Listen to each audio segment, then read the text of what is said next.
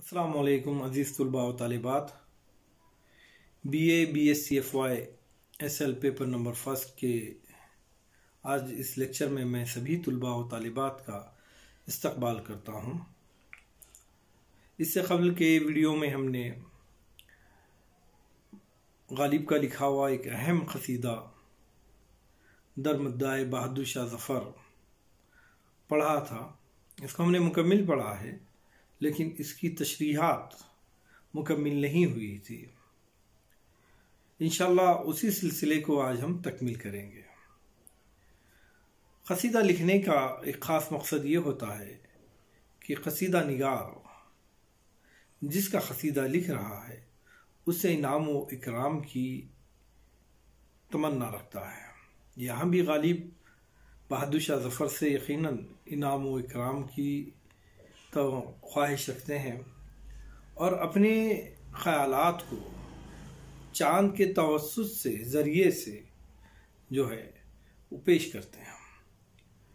असल में इसकी इब्तिदा ही उन्होंने की है चाँद से गुफ्तगू करते हुए कि हाँ मैं नौ यानी नए चाँद सुने हम उसका नाम, मैं उसका नाम तुझसे सुनना चाहता हूँ नए चाँद जिसको तू झुक के कर रहा है सलाम। यानी पहला जो चाँद होता है बड़ा झुका हुआ होता है, बहुत मुख्तसर होता है। उसके झुकने को शायर ये कह रहा है कि तू झुक कर जिसे सलाम करना चाहता है, मैं उसके नाम से वाकिफ़ होना चाहता हूँ। और उसके गायब होने के भी सबब को पूछता है कि तू 2 दिन तक नज़र नहीं आया। अब ये दोनों की सवाल व जवाब को हम पढ़ रहे थे, उसी सिलसिले को आज हम इंशाअल्लाह तकमील करेंगे। शायर ये कहता है, एक मैं क्या सब ने जान लिया तेरा आगाज़ और तेरा अंजाम। तू कहाँ था, कहाँ चला गया था, ये सब बातों को मैं जानता हूँ। तेरे तर्ज अमल से सब तेरा आगाज़ और अंजाम मालूम हो गया कि तू इसी तरह हिलाल से बदर और बदर से हिलाल बनता रहता है और कुछ वक्फे के लिए नज़रों से गायब हो जाता। तेरा गायब हो जाना न सिर्फ मैं बल्कि हर कोई तेरे इस तर्ज अमल से वाकिफ़ हो गया है। बदर कहते हैं पहले चाँद को, फिर उसके बाद चाँद अपनी माहवारी गर्दिश के सबब मुकम्मिल बनते जाता है आहिस्ता आहिस्ता और मुकम्मिल हिलाल बन जाता है। शायर इसी अमल को कहता है कि मैंने जान लिया है कि तेरा आगाज़ क्या है और तेरा अंजाम क्या है। राज दिल मुझसे क्यों छुपाता है, मुझको समझा है क्या कहीं नमाम। जानता हूँ कि आज दुनिया में एक ही है उम्मीदगाहे अनाम। यानी शायर चाँद से कह रहा है कि तू अपने दिल की बातों को मुझसे नाहक मत छुपा, क्योंकि मैं चुगलखोर नहीं हूँ। मैं जब तेरी बातें सुनूंगा तो जाकर किसी और से नहीं कहूँगा। और मैं इस बात से भी बखूबी वाकिफ़ हूँ कि आज दुनिया में अवाम व अनाम इनाम हासिल करने वाले तमाम लोगों की उम्मीदगाह एक ही है। मैं तू जिससे उम्मीदें वाबिस्ता रखा है, मैं भी उसी दरबार से उम्मीदें वाबिस्ता रखता हूँ।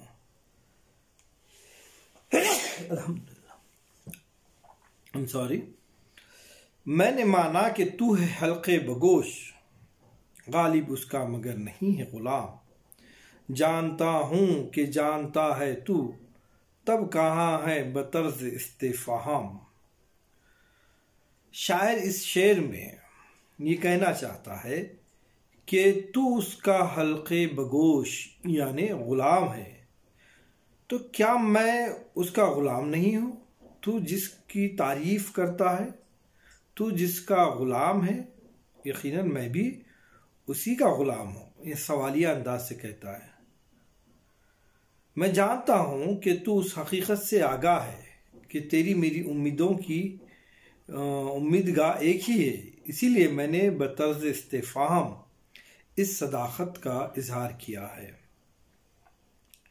महर ताबां को हो तो हो ऐ माँ, खुर्ब हर रोज़ बर सबील दवाम।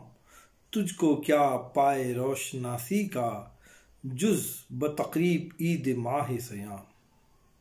शायर ये कहता है कि ऐ चाँद, अगर आफताब को ममदू की बारगाह का हमेशा हर रोज़ खुर्ब हासिल हो तो बजा है। ठीक है, चाँद सूरज जो है रोज़ निकलता है اور روز بروز جو ہے وہ بارگاہ سے قریب رہتا ہے، اس کو بارگاہ کا قرب حاصل ہوتا ہے، لیکن تجھ کو یعنی بدر کے چاند کو عید کے علاوہ اور کسی دن روشناسی یعنی باریابی کا شرف حاصل نہیں ہو سکتا، کیونکہ عید کا چاند ایک ہی دن نکلتا ہے، ایک ہی دن نکلتا ہے، تو ایک ہی دن جو ہے وہ دربار میں روشناسی حاصل کر جانتا ہوں کہ اس کے فیض سے تو پھر بننا چاہتا ہے ماہ تمام، ماہ بن ماہتاب بن میں کون، مجھ کو کیا بانٹ دے گا تو انعام، میرا اپنا جدا معاملہ ہے اور کے لین دین سے کیا کام۔ شاعر چاند سے مخاطب ہے اور کہتا ہے کہ میں جانتا ہوں تیری کیا سوچ ہے، تیری کیا فکر ہے۔ دراصل تو یہ چاہتا ہے کہ تو ممدوح یعنی جس کی میں تعریف کر رہا ہوں اس کے فیض کو حاصل کر کر تو مکمل چاند بننا چاہتا ہے۔ بن جا ماہ بن ماہتاب بن میں کون، میں تو تیرے چاند مکمل بننے سے میں تجھ کو روکنے والا کون ہوتا ہوں۔ تو پھر بدر کامل بننا چاہتا ہے تو بن جا۔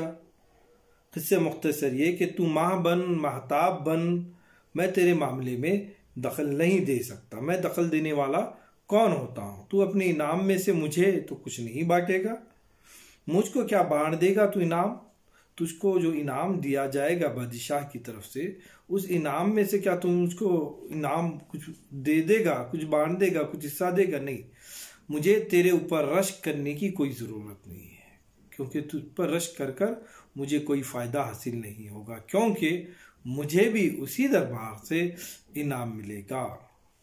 ہے مجھے آرزوئے بخشش خاص، گر تجھے ہے امید رحمت تمام، جو کہ بخشے گا تجھ کو فروغ، کیا نہ دے گا مجھے میں گلفام۔ اگر تجھے رحمت عام کی توقع ہے اس امیدگاہ سے تو مجھے عطیہ خاص کی آرزو، مجھے ایک خاص تحفہ جو ہے عطا کیا جائے گا جو تجھے روشنی عطا کرے گا۔ کیا مجھے چاندنی رات میں شراب پینے کو نہ دے گا، کیا نہ دے گا مجھے میں گلفام؟ جب کہ 14 منازل فلکی کر چکی قطع تیری تیزی گام، تیرے پرتوں سے ہوں فروغ پذیر، کوئے وہ مشکوے وہ صحن وہ منظر وہ بم، دیکھنا میرے ہاتھ میں لبریز اپنی صورت کا ایک بلوری جام۔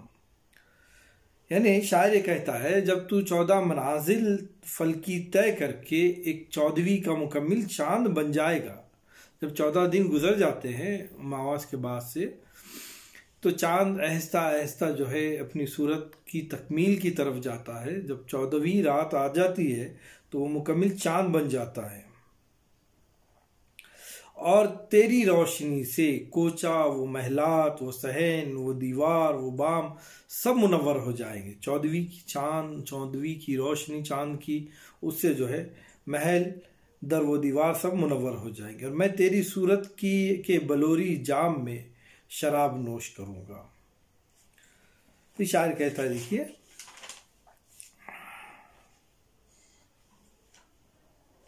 کہہ چکا میں تو سب کچھ اب تو کہہ، شاعر کہہ رہا میں اپنے دل کی تمام باتیں کہہ چکا تجھ سے، اب تو اپنے دل کی بات کہہ۔ اے پری چہرہ پے کے تیز قرام، کون ہے جس کے در پہ ناسیاسا ہے میں مہ وہ زہرا وہ بہرام، ناسیاسا سجدہ کرتے ہیں، بہرام یعنی مریخ۔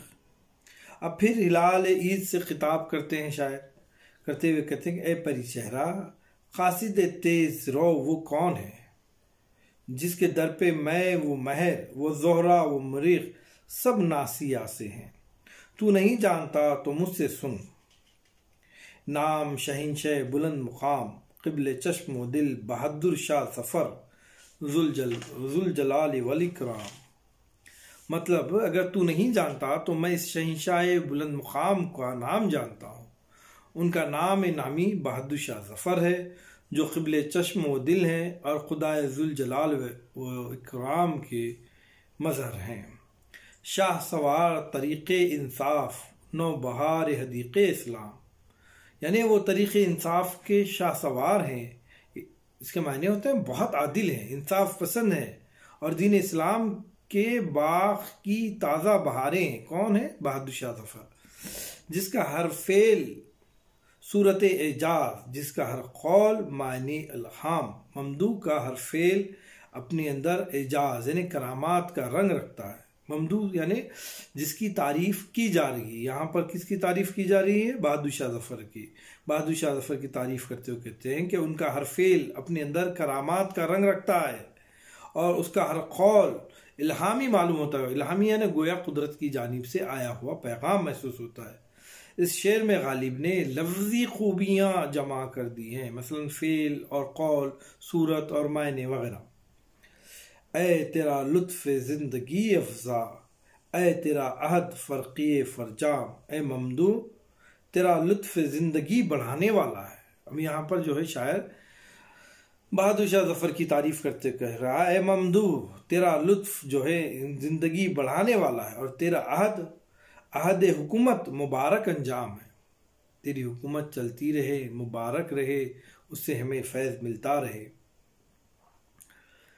چشم بد دور خسرو نہ شکوا، لوحش اللہ عارفانہ کلام۔ جا نثاروں میں تیرے قیصر روم، جرا خواروں میں تیرے مرشد جام۔